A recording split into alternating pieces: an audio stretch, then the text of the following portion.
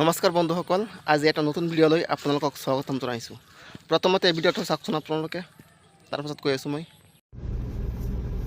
নমস্কাৰ। কেনে লাগিছে? ভাল লাগিছেনে? স্বাভিমানী অসমীয়া আজমলৰ ভৰিত। এতিয়া কোনোবাই সংস্কাৰৰ কথা কৈছে। আজমলে নিজেই শুনিছোঁ বক্তব্য দিছে যে তেওঁলোকৰ এইটো পৰম্পৰা আছে। এতিয়া পৰম্পৰালৈ মনত পৰিছে। আজমল চাহাব বা আজমল চাহাবক লৈ পেলাই এই গোটেই ঘৰত বহুৱাই শৃংখল চিটুৱতে ঘৰত বহুৱাই পৰিয়ালৰ লগত চিনাকি কৰি চাহ ভাত খুৱাই ভাই চিঞৰ বাখৰ কৰি আছে। আৰে নিজৰ ভাই হলে কৈ থাকিব লাগে নেকি? নিজৰ ভাইৰ চিনাকি সংবাদ মাধ্যমৰ আগত দিব লাগে নেকি? সংবাদ মাধ্যমক লগত লৈ ক'ব লাগে নেকি এওঁ মোৰ ভাই, এওঁ মোৰ ভাই? ভাইৰ চিনাকি দি থাকিবলগীয়া নহয়। আৰু যেতিয়া ভাইৰ চিনাকি দিব লগা হয় তেতিয়াহ'লে কি হয়? এয়া ষড়যন্ত্ৰ হয়, এয়া সুবিধাবাদ হয়, এয়া স্বাৰ্থ পূৰণৰ আখৰা হয়। আমাক বুৰ্বক ভাবিছে। বোলে ৰাইজেহে কৈছে তাৰ পৰা মাটি দিব বুলি ছুপাৰ 40 বনাবলৈ আজমলৰ। ৰাইজেহে কৈছে তাৰ পৰা মাটি দিবলৈ বোলে ছুপাৰ স্পেচিয়েলিটি হস্পিটেল বনাবলৈ। অনুভৱ কৰিব পৰা নাই 17 বাৰ মোগলক খেদা সেই আহোম ঠাইত, আহোমৰ গৌৰৱৰ ঠাইত, আহোমৰ প্ৰাণ কেন্দ্ৰ শিৱসাগৰত আজি অসমীয়া ব্যক্তিয়ে সেইধৰণে ভৰিত ধৰিব লগা হ'ল। কৈছে আমি মানা কৰিছো নহয়। আৰে আমি ইমান বুৰ্বক আকৌ? আপোনালোকেই মানুহক চাল চাতুৰে ক'ব ভৰিত ধৰিবি দেই পইচাটো দিলে। কাৰণ এইটো আখৰিক তৃপ্তি ল'ব লাগিব যে ভিতৰৰ পৰা চাহ অসমীয়া চাহ, তহঁতে ইয়াৰ পৰা মিয়া খেদিছিলি, তহঁতে ইয়াৰ পৰা মুছলমান খেদিছিলি, আজি তহঁতে 500 টকাৰ কাৰণে মোৰ ভৰিত পৰিছ, এইটো দেখুৱাই দিলে আজমলে। বাহ অসমীয়া, বাহ বাহ, স্বাভিমান। এয়া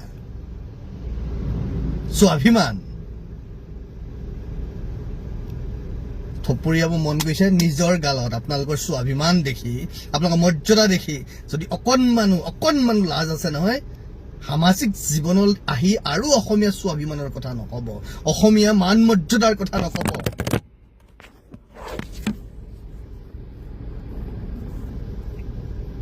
অসমীয়া গৰিমাৰ কথা নকব। শেষ কৰি পেলালে চব। সংস্কাৰ, আমি সংস্কাৰৰ কথা কলে উগ্ৰ হিন্দুত্ববাদী হৈ যাওঁ। এতিয়া আপোনালোকৰ মুখত সংস্কাৰৰ কথা ওলাইছে। বুজি পায় সংস্কাৰ? আমিবিলাক আচলতে এনেকুৱা ধোবা যে উলংগ সমাজখনত আমাৰ প্ৰয়োজন নাই। উলংগ সমাজত ধোৱাৰ প্ৰয়োজন কি? আমিবিলাক তেনেকুৱা একোটা ধোবা।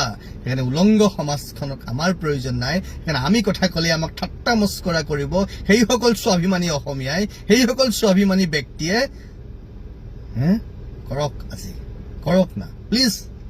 আজি আকৌ কওক, গালি পাৰক মোক, মই আজি সুখ পাম।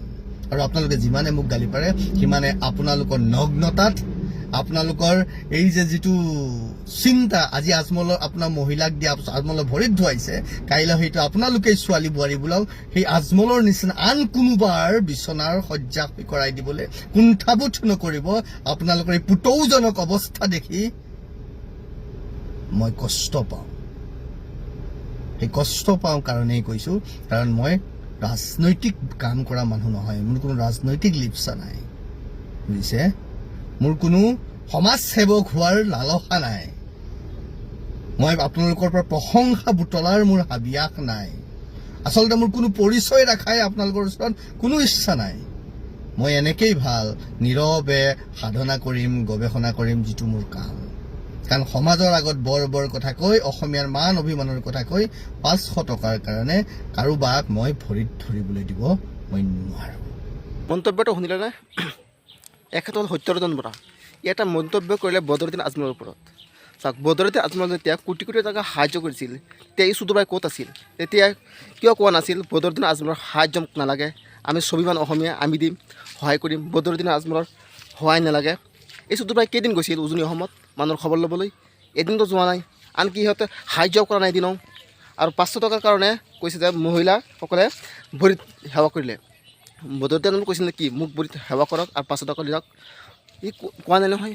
বদৰুদ্দিন আজমলে কোৱা নাই মোৰ ভৰিত ধৰি সেৱা কৰ। তহঁতৰ মানুহে নিজে নিজে আহি সেৱা কৰিলে। আৰু আমাৰ ধৰ্মত নাই ভৰিত ধৰি সেৱা কৰা। তহঁতৰ ধৰ্মত আছে বোলে ডাঙৰক বৰি তৰি সেৱা কৰা বুজিলি আমাৰ ধৰ্মত নাই এইবিলাক কুকুৰ কেলা